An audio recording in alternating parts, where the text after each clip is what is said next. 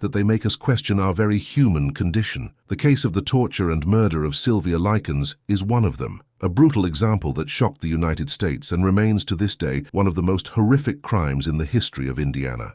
Sylvia Marie Likens, the third child of circus performers Betty and Lester Likens, had a childhood marked by constant moves and family struggles. She had 4 siblings, including 2 pairs of twins, one older and one younger than her. Due to her parents' nomadic lifestyle, Sylvia was often left in the care of relatives or acquaintances while her parents traveled for work. Throughout her short life, she lived in 14 different addresses, averaging more than 1 house per year. In 1965, Sylvia, then 16 years old, was living with her mother and younger sister. That year, her mother was arrested for shoplifting, and her father, unable to care for the girls, decided to leave them with a family acquaintance, Gertrude Baniszewski, a woman with 7 children who agreed to look after Sylvia and her sister Jenny in exchange for a weekly payment of $20. Lester Likens did not check whether this was a safe decision for his daughters. He didn't even enter Gertrude's home, and when leaving, encouraged the woman to straighten the girls out, as she did with her own children. This decision marked the beginning of a true nightmare.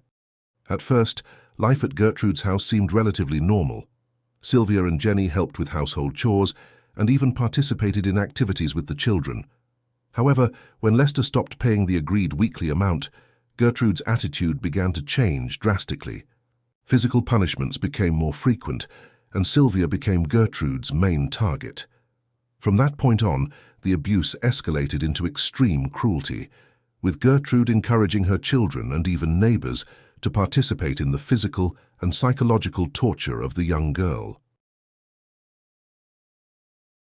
What began as simple physical aggression quickly evolved into degrading and inhumane punishments.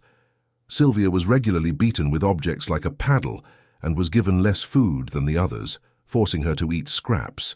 She was also forced to commit degrading acts, such as eating her own vomit. The torture wasn't limited to physical violence. Sylvia was constantly humiliated, being forced to undress in front of others. Soon, her situation caught the attention of neighbors who also began participating in the abuse. Gertrude charged 5 cents to neighborhood boys to watch Sylvia nude.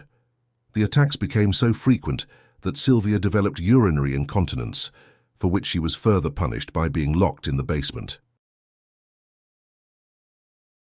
In the months leading up to her death, Sylvia was subjected to increasingly cruel acts. Gertrude burned the words, "I'm a prostitute and proud of it," into her abdomen with a heated needle.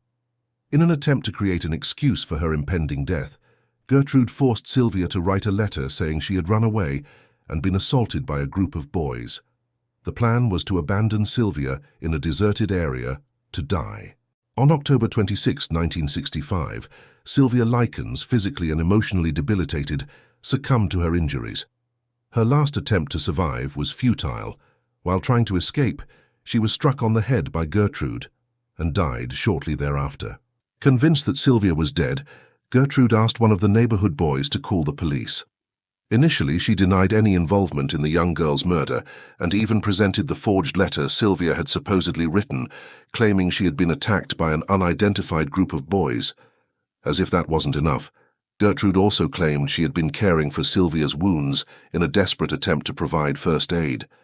She and her children were aligned in the same narrative, and even tried to persuade Jenny, Sylvia's sister, to corroborate their story, promising to treat her like one of the Baniszewski children if she did so. At first, Jenny followed the instructions given by the family of killers, but later whispered to the police, "Get me out of here and I'll tell you everything." It was Jenny's formal testimony that led to the arrest of Gertrude and her children, Paula, Stephanie, and John Jr., as well as 2 neighborhood boys, Coy Hubbard and Richard Hobbs, who were suspects in Sylvia's murder. 5 other local children were also indicted for physical assault and abuse of the girl. Sylvia's autopsy revealed at least 150 different wounds on her body, varying in type, severity, and stages of healing, confirming that the abuse had been ongoing for quite some time. The official cause of death was determined to be a subdural hematoma, a brain hemorrhage caused by a strong blow to the head. The shock from the severe and prolonged abuse to her skin, as well as malnutrition, were listed as contributing factors to her death.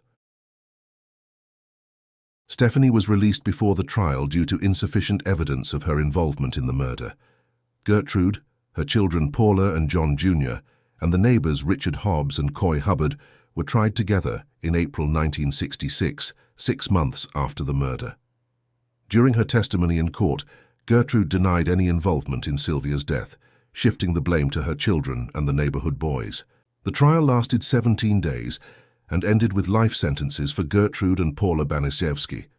John Jr. and the 2 neighbors received lighter sentences, ranging from 2 to 21 years at the Indiana Reformatory. The case was reviewed again in 1971 at the request of the defense attorneys.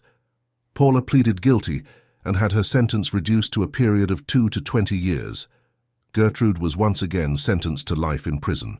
In 1985, for good behavior, Gertrude was granted parole 20 years after the crime. The news was met with outrage by Sylvia Likens' family and local residents. Nonetheless, Gertrude was released from prison, moved to Iowa, and continued to deny any involvement in Sylvia's death. She died in 1990 from lung cancer at the age of 60, 44 years more than Sylvia Likens had the chance to live. The tragic story of the torture and death of Sylvia Marie Likens has left a lasting impression on popular culture, inspiring books, films, and documentaries. One of the most notable works is the thriller The Girl Next Door, written by Jack Ketchum and originally published in 1989. The novel, based on the real-life events of the case, presents a brutal and visceral depiction of the horrors Sylvia endured, though with names and circumstances changed. Ketchum, praised by renowned authors such as Stephen King, Neil Gaiman, and Chuck Palahniuk, described the case as something that haunted him from the moment he first learned about it. Thank you for watching, and I'll see you in the next case.